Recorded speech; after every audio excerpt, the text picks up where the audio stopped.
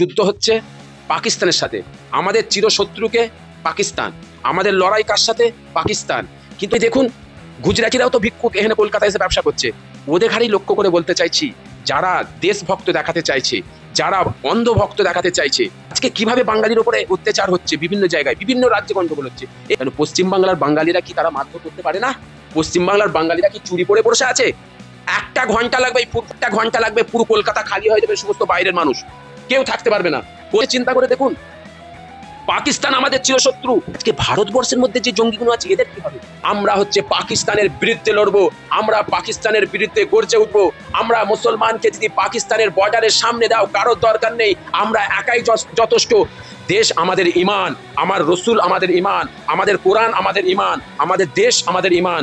আমরা ওই বর্ডারে আমরা যথেষ্ট, আমরা একাই, কারোর দরকার নেই, আমরা একাই ওই পাকিস্তানের একটা করে। বহু আগে থেকে হয়ে আসছে, বাঙালি দেখারে বাঙালি বলে বিভিন্ন জায়গায় হেনস্থা করা হয়। আপনি দেখুন একটা জিনিস খেয়াল করুন, সমস্যা দাঁড়ালো পাকিস্তান বর্ডার, কাশ্মীর সমস্যা, কাশ্মীর। আমাদের যুদ্ধ হচ্ছে পাকিস্তানের সাথে, আমাদের চিরশত্রুকে পাকিস্তান, আমাদের লড়াই কার সাথে? পাকিস্তান। কিন্তু আজকে দেখুন আমার বাঙালি ভাই, তাতে মুসলিমও আছে, হিন্দু ভাইও আছে, সকলে আছে, তারা রুজি কাজকর্ম করে, তারা বিভিন্ন রাজ্যেতে কাজকর্ম করে তারা রুজি তার বাড়িতে নিয়ে আসে। আজকে যেখানে বাঙালিদের নির্যাতন করা হচ্ছে, গুজরাট, ইউপি, এই গুজরাটের মানুষ কলকাতাতে বহু ব্যবসা করছে, তারাও এসে এখানে ব্যবসা করে খাচ্ছে।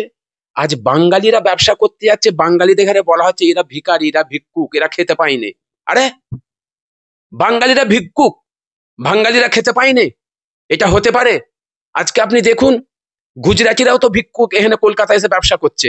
তারা কিসের জন্য ব্যবসা করছে? তারা বিজনেস করছে, ব্যবসা করছে। এই ব্যবসা বিভিন্ন দেশে করে। আপনি দেখুন যে শ্রমিকরা যারা কাজ করছে, শ্রমিকগুলো এখানে দেখুন উত্তরপ্রদেশের শ্রমিক কত পড়া আছে, বিহারের শ্রমিক কত পড়া আছে, গুজরাটের শ্রমিক কত পড়া আছে, কত দেখাবো আপনাকে। বাঙালিরা যায় বাইরে কাজ করতে গেছে, তাদের ঘরে বিভিন্ন রকম ভাবে হেনস্থা করা হয়, এরা খেতে পায়নি, ভিক্ষুক, এরা শ্রমিক, এদের ঘরে কেন ছোট করা হয়? আজকে আমি ওদের ঘরেই লক্ষ্য করে বলতে চাইছি, যারা দেশভক্ত দেখাতে চাইছে, যারা অন্ধভক্ত দেখাতে চাইছে, এই অন্ধভক্তগুলোকে লক্ষ্য করে বলতে চাইছি যে আজকে যেইভাবে বাঙালিদের ঘরে হেনস্থা করা হচ্ছে, এই হেনস্থাটাকে কি করে বন্ধ করবেন আগে চিন্তা করুন। আমি দেখলাম একটা ট্রেনে করে কিছু যাত্রী আসছে, ওর মধ্যে মুসলিম আছে, হিন্দু আছে, কিন্তু তাদের ঘরে বাঙালি বলে কিভাবে তাদের হেনস্থা করা হচ্ছে। গুজরাটে প্রত্যেকটা দোকানে দোকানে ঢুকে গিয়ে বাঙালিদের ঘরে বের করে তাদের সমস্ত কাগজপত্র চেক করা হচ্ছে। তাদের ঘরে বলা হচ্ছে, ওই ব্যক্তিকে বলতে চাইছি যেই ব্যক্তি পশ্চিমবাংলায় বসে বলেছিল এই পশ্চিমবাংলাতে তার রাজনীতিকে রুটি শাকার জন্যে, রাজনীতি হিন্দু নিবার জন্যে, সেই ব্যক্তি বলেছিল, কি বলেছিল, যে মুর্শিদাবাদে যে গন্ডগোল হয়েছে, মুর্শিদাবাদে যে ঘটনাটা ঘটেছে, এই ঘটনার জন্য বিজেপি শাসিত রাজ্যগুলোতে যে সমস্ত বাঙালিরা কাজকর্ম করছে, এদের ঘরেও হেনস্থা করা হয়। তাহলে আমার রাজ্যে, আমার শান্তিপ্রিয় পশ্চিমবাংলায় আমরা এখানে হিন্দু মুসলিম সকলে ঐক্যভাবে থাকি, সেই হিন্দু মুসলিমকে রাজ্যে উস্কানিমূলক কথা হচ্ছে যে বিজেপি শাসিত রাজ্যে তাদের ঘরে বের করে দেবার জন্য এই ঘটনাটা সে এখান থেকে পরিষ্কার ক্লিয়ার করে দিচ্ছে। এটা আমাদের বুঝতে হবে, আমার রাজ্যের মানুষদের ঘরে বুঝতে হবে যে আজকে কি পরিস্থিতি করছে, আজকে কিভাবে বাঙালির উপরে অত্যাচার হচ্ছে, বিভিন্ন জায়গায় বিভিন্ন রাজ্যে গন্ডগোল হচ্ছে। এই আপনার উড়িষ্যাতে গরিব মানুষ অসহায় ব্যবসা করতে যাচ্ছে, বিজনেস করতে যাচ্ছে, তারা ব্যবসা করছে, সেই উড়িষ্যাতে তাদের ঘরে বিভিন্ন রকম ভাবে তাদের মারধর করা হচ্ছে। এত মারধর সোশ্যাল মিডিয়া আপনারা দেখছেন কিভাবে মারধর করছে। কেন পশ্চিমবাংলার বাঙালিরা কি তারা মারধর করতে পারে না? পশ্চিমবাংলার বাঙালিরা কি চুরি পরে বসে আছে? একটা ঘন্টা লাগবে এই ফুরফুরা দরবার শরীফ থেকে যদি আমরা আওয়াজ দিই, একটা ঘন্টা লাগবে, পুরো কলকাতা খালি হয়ে যাবে, সমস্ত বাইরের মানুষ কেউ থাকতে পারবে না, কলকাতা খালি হয়ে যাবে, কলকাতায় শুধু বাঙালিরা থাকবে। যদি গুজরাট থেকে বাঙালিদের চলে আসতে হয়, কলকাতায় সেই বাঙালিরা ব্যবসা করবে যেই গুজরাটের মানুষ যারা উত্তরপ্রদেশ মানুষ এখানে ব্যবসা করছে, গুজরাটের মানুষ এখানে ব্যবসা করছে, বিভিন্ন রাজ্যের মানুষরা এখানে ব্যবসা করছে। বের করে দাও, সব বের করে দাও। বাঙালিরা সব এক ঐক্য হও, একতা হও, হয়ে সবাইকে বের করে দাও। সোনার কাজ কেন কলকাতায় হয়নি? কলকাতার সোনার দাম সবচেয়ে কম, সারা ভারতবর্ষের মধ্যে সোনার দাম কলকাতায় কম। কলকাতায় মানুষ ব্যবসা করুক না, সমস্ত রাজ্যের মানুষরা চলে আসুক, আমরা সাথ দেবো, বাঙালিরা ঐক্য হব, আমরা এক জায়গায় হব, আমরা এক জায়গায় দাঁড়াবো, সমস্ত বাঙালি এক জায়গায় যাবো, সমস্ত রাজ্যের বাঙালিরা এসে কলকাতা করবো, আর সমস্ত রাজ্যের মানুষগুলোকে সব বার করে দেবো কলকাতা থেকে। সব কলকাতা বেরিয়ে যাও, কলকাতা বেরিয়ে গিয়ে তারা এখানে ব্যবসা যখন করবে পুরো রাজ্যে। আরে সোনার কাজ তো বাঙালিরা করে, বাঙালিরা রাজমিস্ত্রি কাজ বাঙালিরা করে, বিভিন্ন রকম কাজ আছে, বাঙালিরা হচ্ছে মশুর নাম করা, তারা সব কাজ করতে পারে, তারা মেহনত করতে পারে। তারা যদি এখানে কাজ করে, তারা যদি এখানে সমস্ত কাজ করে, সারা ভারতবর্ষ অচল হয়ে যাবে। আমি চ্যালেঞ্জ করে বলছি, সমস্ত শ্রমিকরা যদি চলে আসে এখানে আমাদের কলকাতায় কাজ করে, যদি কলকাতায় ব্যবসা করে, বাণিজ্য করে, সারা ভারতবর্ষ অচল হয়ে যাবে। আমাদের এই যে ফেসবুকে কমেন্ট করে বিভিন্ন রকম অপপ্রচার করাচ্ছে, ভালো কথা বলা শিখুন, ঐক্য হন, বাঙালিরা এক জায়গায় হন, বাঙালিদের ঐক্য হতে হবে, বাঙালিদের এক জায়গায় আসতে হবে। হিন্দু মুসলিম যখন আমাদের মধ্যে ভেদ তৈরি হবে, আমাদের ভেতরে যখন হিন্দু মুসলিম আমরা যখন দেখবো, জানবেন আমার রাজ্যে শান্তি কোনোদিন আসবে না। এটা পশ্চিম বাংলা, এই পশ্চিম বাংলায় হিন্দু মুসলিম করে পাওয়ার পাবে না, আমরা হতে দেবো না। আমরা হিন্দু মুসলিম ঐক্যভাবে থাকি, একতার সাথে থাকি। এখানে হিন্দু মুসলিম রাজনীতিটা ভুলে যাও। যারা হিন্দু মুসলিম করছো এরা ভুলে যেতে বলুন। এদের বাড়িতে তোমার ভাইকে দেখো, তোমার পাশের বাড়িকে দেখো, তারা বাইরে গিয়ে কাজ করছে, তাদের আধার কার্ড চেক করছে, হিন্দু ভাই তবু আধার কার্ড দেখছে, বাবা বিভিন্ন ভাবে হ্যারেস করছে, বিভিন্ন ভাবে হ্যারেস করছে, আপনারা সোশ্যাল মিডিয়ায় দেখছেন। তাই আমাদের বাঙালিদের ঐক্য হতে হবে। আজকে চিন্তা করে দেখুন, পাকিস্তান আমাদের চিরশত্রু, পাকিস্তানের সঙ্গে আমাদের যুদ্ধ, পাকিস্তানের মধ্যে জঙ্গি, সেই জঙ্গির বিরুদ্ধে আমার রাজ্যে, আমার দেশের সমস্ত জনসাধারণ 140 কোটি 42 কোটি মানুষ, আমার ভারতবর্ষে আমরা সবাই ঐক্য একসা হয়ে একসাথে ওই পাকিস্তানের জঙ্গিদের ওপরে অ্যাটাক করা, তাদের বিরুদ্ধে আমরা রাস্তায় নেমেছি। আজকে ভারতবর্ষের মধ্যে যে জঙ্গিগুলো আছে এদের কি হবে? এদের বিরুদ্ধে কারা কথা বলছে? ভারতবর্ষে যেভাবে মুসলমানগুলোকে মেরে দেওয়া হচ্ছে, এদের বিরুদ্ধে কে কথা বলবে?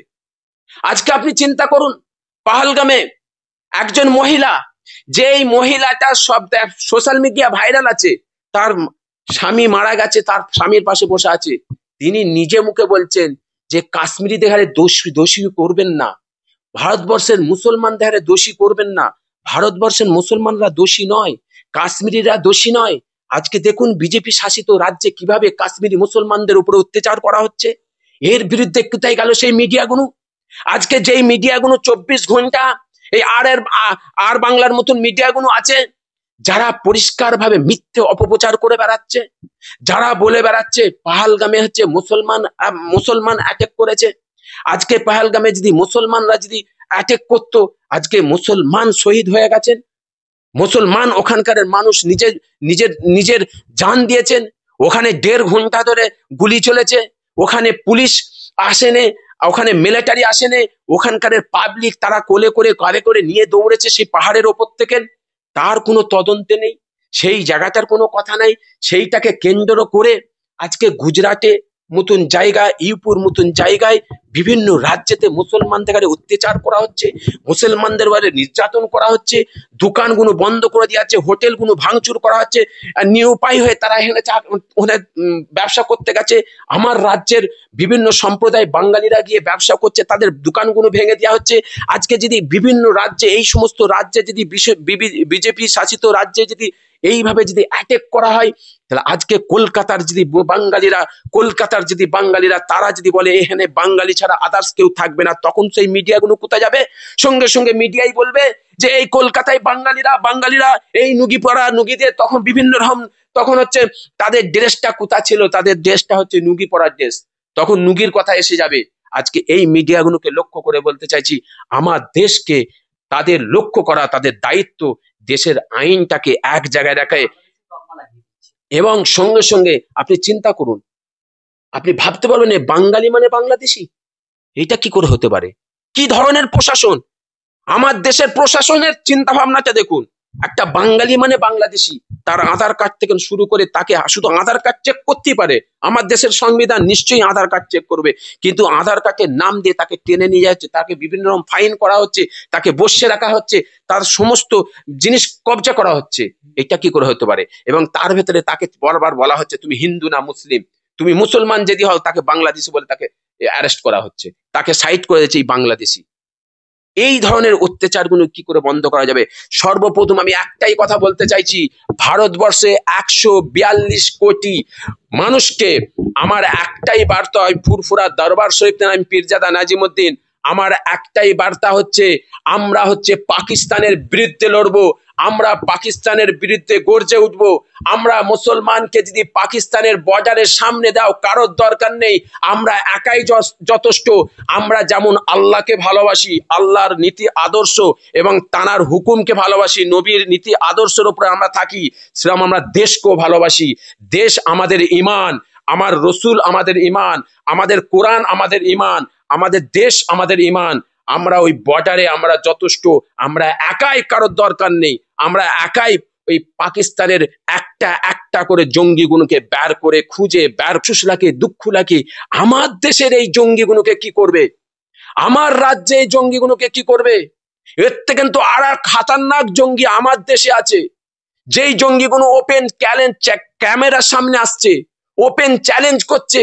আমার দেশের প্রশাসনগুলোর কোনো ভূমিকা নেই, আমার রাজ্যের প্রশাসনের কোনো ভূমিকা নেই, আমার দেশের প্রশাসনের কোনো ভূমিকা নেই। আপনি চিন্তা করে দেখুন, এই যে উত্তরপ্রদেশে আপনার হচ্ছে আগ্রা, উত্তরপ্রদেশের আগ্রা বলে যে জায়গাটা, ওই আগ্রায় শ্রীরামের নাম দিয়ে তারা একজন মুসলিম ছেলেকে মেরে দিচ্ছেন, ওপেন ক্যামেরা, এবং তারা বলছে শ্রীরাম, শ্রীরামের সৈন্য আমরা, পবিত্র রামের এরা কোনোদিন হতে পারে না, পবিত্র রামের কোনোদিন হতে পারে না, পবিত্র রাম এদেরকে কোনোদিন মেনে নিতে পারে না, এরা দেশভক্ত হিন্দু হতে পারে না, এরা হিন্দু নয়, রামেরও নয়, কারণ নাই, এরা হচ্ছে জঙ্গি। এদের বিরুদ্ধে আমাদের লড়তে হবে ভারতবাসী। পাকিস্তানের বিরুদ্ধে যেমন আমরা লড়বো, পাকিস্তানকে শেষ করে, পাকিস্তানের জঙ্গিগুলোকে শেষ করে, আমার ভারতবর্ষের জঙ্গিগুলোকে শেষ করার দায়িত্ব ভারতবর্ষের 140 কোটি মানুষের দায়িত্ব, এই জঙ্গিগুলোকে শেষ করা। তাই আমার একটা সন্দেহ হয়, আমি এইটা আমার নিজের ব্যক্তিগত কথা, আমার একটা সন্দেহ হয়, বিহার ইলেকশন আছে, পশ্চিমবাংলা ইলেকশন আছে, ভারতবর্ষের সবচেয়ে বড় জিনিস হচ্ছে মুসলিম সম্প্রদায়ের সবচেয়ে বড় জিনিস হচ্ছে ওয়াকাফ সম্পত্তি। এই ওয়াকাফ সম্পত্তির ওপরে অ্যাটাক করেছে আমার দেশের সরকার। এই সম্পত্তি ভারতবর্ষের মুসলিমদের আবেগের উপরে আঘাত করেছে। আমার সন্দেহ হয় এই যে ঘটনাটা, ওয়াকাফ নিয়ে যে ঘটনাটা ঘটলো, এই যে আপনার পেহেলগামে ঘটনা ঘটলো, এই যে যুদ্ধ রব চালু হয়ে গেল, এই ওয়াকাফকে চাপা দিবার জন্য নয় তো, কিন্তু মাথায় রেখে দেন, যেমন আমরা পাকিস্তানের বিরুদ্ধে লড়বো, ভারতবর্ষের মুসলমান যেমন পাকিস্তানের বিরুদ্ধে কঠোর হয়ে দাঁড়িয়ে আছে, ওয়াকাফের বিরুদ্ধে আমরা কঠোর হয়ে দাঁড়িয়ে থাকবো। ওয়াকাফ আমরা ভুলবো না।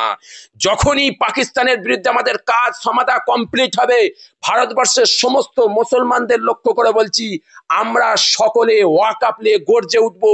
যতদিন না ভারতবর্ষের সরকার এই ওয়াকাফ পরিবর্তন করছে, এই কালা কানুন পরিবর্তন করছে, আমরা ঘুমোবো না। প্রত্যেকটা মুসলমানের কাছে আমার এইটা বার্তা।